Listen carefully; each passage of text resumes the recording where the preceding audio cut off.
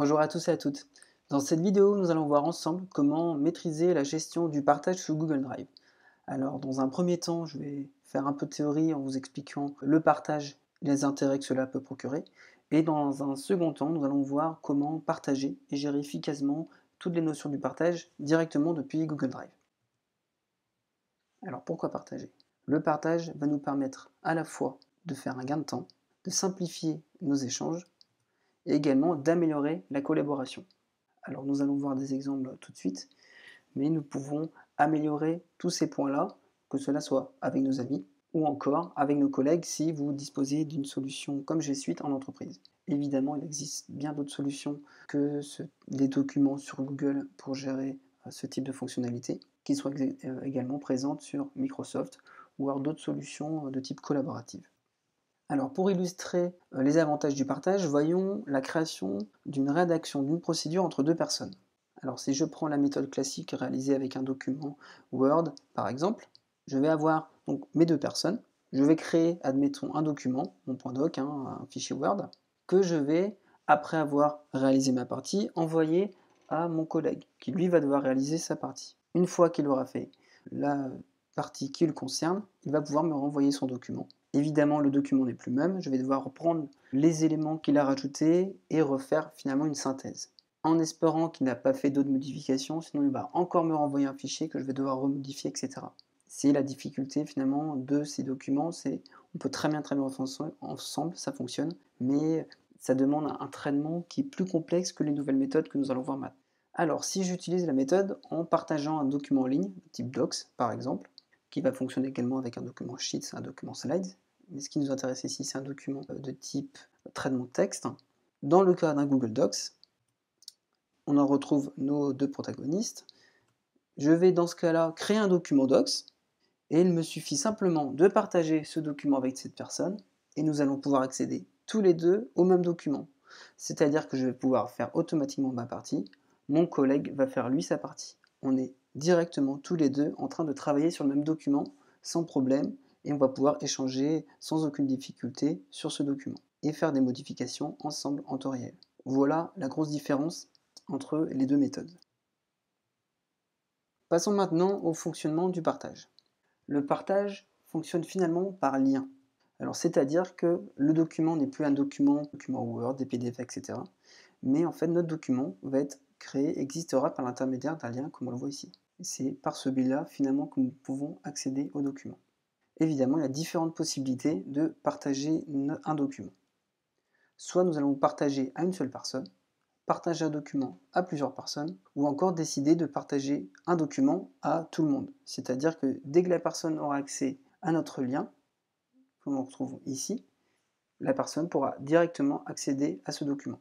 Évidemment, dans notre cas pour Google, il faudra que cette personne ait un compte Google pour pouvoir ouvrir un document Docs comme nous avons pu le voir avant par exemple. Ou si vous utilisez G Suite en entreprise, vous ne pourrez donner l'accès qu'à l'ensemble du domaine de votre entreprise, si vous avez un compte sur G Suite. Cela dépend de la façon dont vos administrateurs ont autorisé les accès à vos différents documents. Alors, il existe également plusieurs types de partage. Vous pouvez partager un document en modification. Une personne qui accédera à votre document en modification pourra modifier l'intégralité des données de votre document. Également, ajouter un droit de type commentaire. Là, la personne ne pourra plus modifier la mise en page, par exemple, ou modifier tout le texte, mais simplement pouvoir annoter des choses à modifier. Vous donnez finalement des conseils de modification sur votre document, si vous avez fait une faute, par exemple, pour de la corriger, de modifier un paragraphe, etc. Et enfin, vous pouvez partager également un document en lecture. Là, le document va ressembler à un PDF, c'est-à-dire que la personne va simplement être en visu sur le fichier, elle pourra simplement voir son contenu, mais ne faire aucune modification ni aucun commentaire.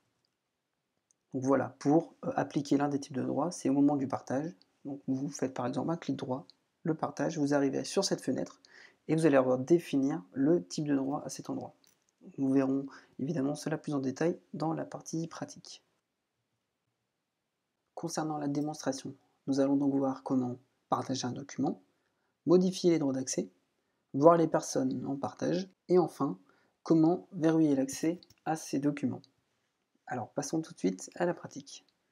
Alors il existe plusieurs façons de partager un document. Soit être en sélection sur le document depuis Google Drive, de cliquer sur le bouton partager ici. Vous arriverez donc à la fenêtre de partage. Vous pouvez également faire la même chose en passant par un clic droit, partager le document.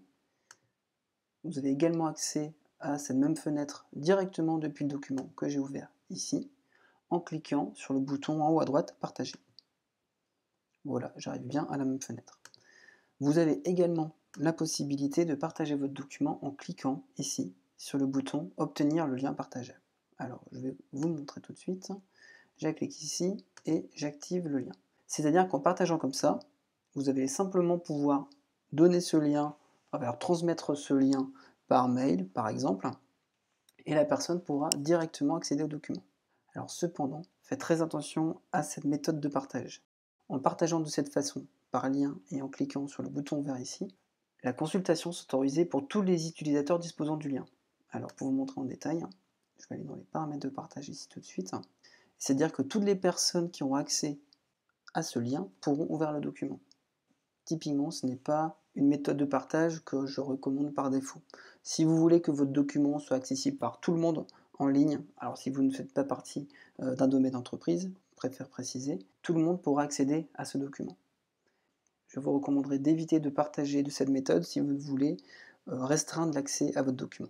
Alors pour revenir en arrière, je vais désactiver donc le partage en bouton vert, si je puis dire, et je vais cliquer ici sur désactiver. Voilà. Si vous voulez partager un document, je vous recommande de passer par la méthode finalement classique, c'est-à-dire je vais donc faire clic droit ici et partager. Je vais pouvoir maintenant spécifier le nom de mon destinataire. Voilà. Et je vais ensuite définir le type de droit. Là, dans mon cas, je vais rajouter le droit de modification. Envoyer. Une fois que j'ai envoyé mon partage, la personne à qui j'ai partagé mon document va recevoir un mail dans lequel elle va pouvoir cliquer et ensuite accéder au document. Une fois que cette personne accédera au document, je pourrai la voir notamment en haut à droite, je vais voir une petite icône affichée où la personne va être présente sur ce document et nous allons pouvoir travailler et collaborer ensemble. Une fois que vous avez partagé un document à une personne et vous vous êtes rendu compte que vous voulez en fait modifier les droits de cette personne, vous pouvez tout de même le faire. Pour cela, il vous suffit de faire à nouveau un clic droit sur le partage, de cliquer sur le bouton avancer ici en bas à droite, et vous allez pouvoir voir ici l'ensemble des personnes à qui vous avez partagé le fichier. Donc, dans mon cas, je l'ai partagé qu'à une seule personne, et je vais pouvoir modifier directement le type de droit. Comme on a vu tout à l'heure, vous pouvez soit choisir un droit modification, commentaire, lecture. Et maintenant que j'ai partagé ce document à une autre personne, je peux également définir un droit de propriétaire, ce qui n'était pas possible avant. Sur les documents type Google, il ne peut y avoir qu'un seul propriétaire par fichier. Dans ce cas-là, je pourrais très bien donner mon autre compte propriétaire et moi je deviendrai simplement une personne ayant accès en modification. Voilà, là admettons, je vais redescendre le droit, je vais me placer en lecture. Voilà. Alors si vous voulez verrouiller plus en détail vos documents, les options présentes ci-dessous vont être intéressantes pour vous. C'est-à-dire, vous avez la possibilité d'empêcher les éditeurs de modifier les autorisations d'accès et d'ajouter d'autres personnes. C'est-à-dire que lorsque vous partagez le document à une autre personne, en cochant cette option, vous empêchez la personne à qui vous avez partagé le document de partager à d'autres personnes. Vous évitez ainsi que votre document se partage à d'autres personnes sans que vous le décidiez vous-même. En cochant ici, la personne pourra quand même partager, mais c'est seulement vous allez recevoir un mail où vous allez pouvoir valider ou non si vous êtes d'accord que cette personne partage à une autre. Autre cas, vous allez pouvoir désactiver les options permettant aux commentateurs et aux lecteurs de télécharger, d'imprimer, de copier le document. En cochant cette option, votre document est simplement lisible, seulement disponible à titre d'information et ne pourront pas donc, comme on a vu ici, télécharger, imprimer et faire quoi que ce soit d'autre sur le document. C'est vraiment de la visu. Maintenant que nous avons terminé avec la phase pratique, passons aux notions importantes à connaître pour ne pas être surpris de certains fonctionnements. Pour terminer, voyons quelques notions sur le partage. En cas de suppression d'un document, par exemple un docs ou un sheets, seul le propriétaire peut supprimer concrètement le document. C'est-à-dire que si vous partagez un document à un collègue et que celui-ci l'ajoute à son drive, et que si par la suite il le supprime dans son drive, vous aurez toujours votre document présent dans votre Drive. Cependant, si vous supprimez votre document et qu'il est partagé avec une personne, votre document ira à la corbeille, mais l'autre personne ne verra plus le document. Un fonctionnement qui est finalement très logique. Autre cas qui est plus perturbant, c'est la suppression des éléments dans un dossier. Alors il est possible pour les éditeurs avec le droit de modification d'enlever en fait l'emplacement d'un élément. Alors j'entends par élément un fichier ou un dossier par exemple. Prenons un exemple. Nous avons Bob qui est propriétaire d'un dossier dans lequel il y a plusieurs documents. Bob partage son dossier avec ses documents à John en modification.